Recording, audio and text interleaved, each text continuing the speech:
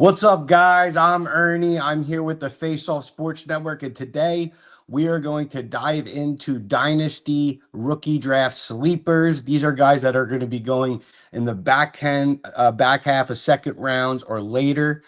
Pretty much, we're going to be chasing upside here. So let's dive right in. So first player we got is Kyle Williams. Kyle Williams, he was one of the best separators in all of college football last year. The Patriots spent day two capital on him. They drafted him at the top of the third round. When you watch his film, he had some good reps versus Travis Hunter, and he's going to play the slot. I think he'll come in day one and be their starting slot receiver. And you go back to Drake May's days in at Chapel Hill, right? He fed his slot receiver. That's why Josh Down had some good years there. So I think Kyle Williams, there could be a role from him day one moving forward. Now they did just add Stephon Diggs. Stephon Diggs, um, that contract, if you really read through it, it's more of it's a glorified 1 year contract. Again, he's 31. He just tore his ACL. I've been watching some of his workout videos recently. He looks great, right? But the truth of the matter is he's an old injured receiver. So I do think he could still have a solid year this year, but there's going to be somebody else that needs to step up, and I believe that's Kyle Williams. So I think both of those receivers will be the receivers you see on the field in two wide receiver sets. And I really do think there's a chance for Kyle Williams to be the wide receiver one as early as this year, if things go the right way. Our next player is Bhayshul Tuten. So I love this player for a few reasons. He has really good size. He's 210 pounds. He runs a 4.3. He was the second hardest RB to tackle in the class. Now, the reason why I'm higher on Tuten, and I know a lot of people are, there's a lot of steam, right? But they do have two good backs there. So they have Travis Etienne and they have Tank Bigsby. The problem is the Jaguars were thinking about drafting RJ Harvey at the top of the third round. So that's kind of a clue as to what Gladstone and Cohen think of the running backs that they have there. And again, this is a new regime, so they're going to come in and they're going to want to play their own guys. They don't really have obligations to these players that have already been there.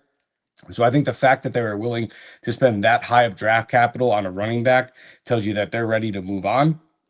Again, this is all speculation, but they trusted their board and they took another RB they love at the top of the fourth round, and that was Tuten. And that was somebody that Liam Cohen, handpicked.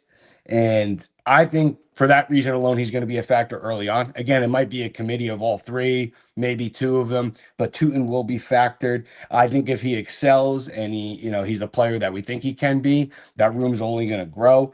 The only flaw that he has is he's not a good pass protector, but he's a willing pass protector. Like he's going to go in there and he's going to chip.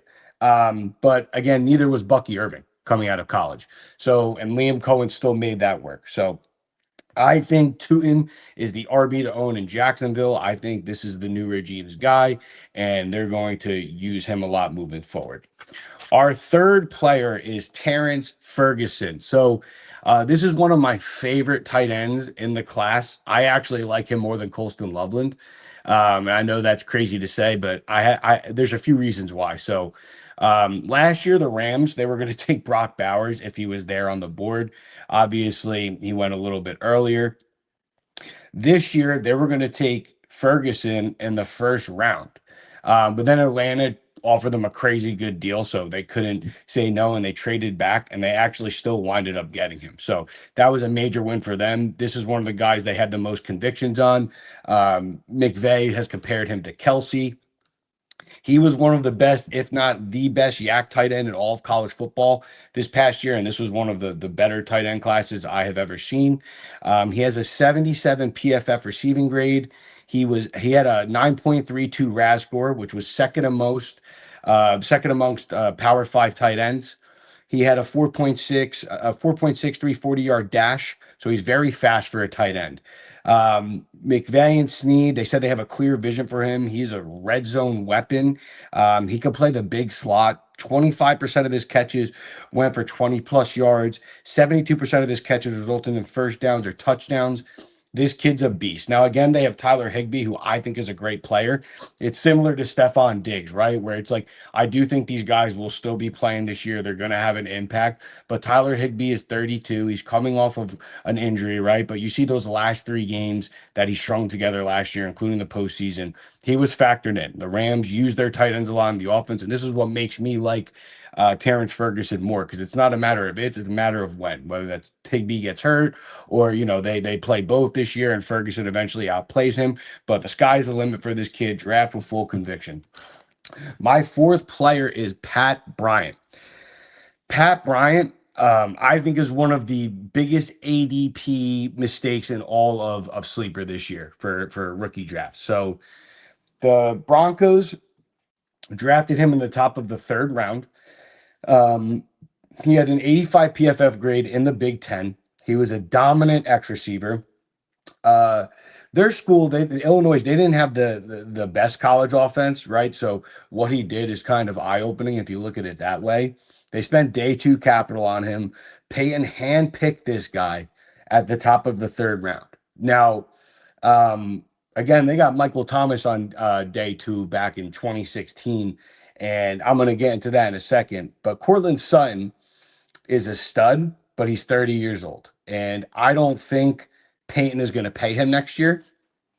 So I think there's a world where Pat Bryant could step up and year one be the team's wide receiver too, and he's connected to a blossoming Bo Nix. So there's a lot of upside here. Peyton said the reason why they took him, there was a lot of similarities to Michael Thomas. I think he's a receiver with, a really good set of hands, big catch radius, could run a lot of good slant routes. And this could potentially be the team's future X. Like, things, if he is, more of a Michael Thomas than a Traquan Smith, and Sean Payton, hit on another player, this guy's not only going to factor in year one, but he could be the future X receiver, moving forward. And you can get this guy in third, fourth round of rookie draft, sometimes even the fifth round. So that's a little bit crazy. Bo Nix and the Broncos are going to be very good. Bo Nix is going to be a very good quarterback. They're going to take a step forward this year. I want me some Pat Bryant. Marvin Mims doesn't scare me. He's a good player. I'm a Marvin Mims fan. I think he's just more of a slot gadget guy. So don't let him scare you from investing into Pat Bryant. Pat Bryant's going to play this year. I do think he will be the wide receiver two with upside to be the wide receiver one.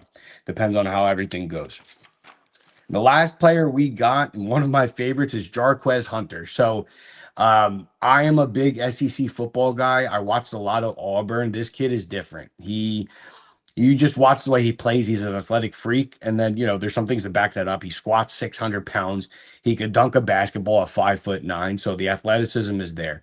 He slipped in this draft. A lot of running backs did, not because of, talent, but it was more because of just the deep class. So there was a lot of running backs that went, round four that would have went day two on normal years. This was McVay's top player of day three. Now, they also traded up to get him. So do with that what you will, but they really, really like this guy. Now, again, I know Kyren Williams is a good football player. I like him, but sometimes you got to think of this from like a GM standpoint. There might be, some concern with all of the wear and tear that Kyren Williams has sucked up over the last 2 years, right? He is a free agent next year. Teams usually opt to not pay running backs if they don't have to. So this could be the Kyren Williams escape plan, or it could just be really good insurance.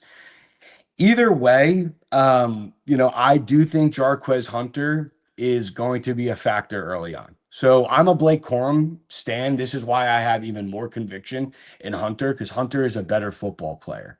And I think we already saw the Blake Corum experience of what it looks like.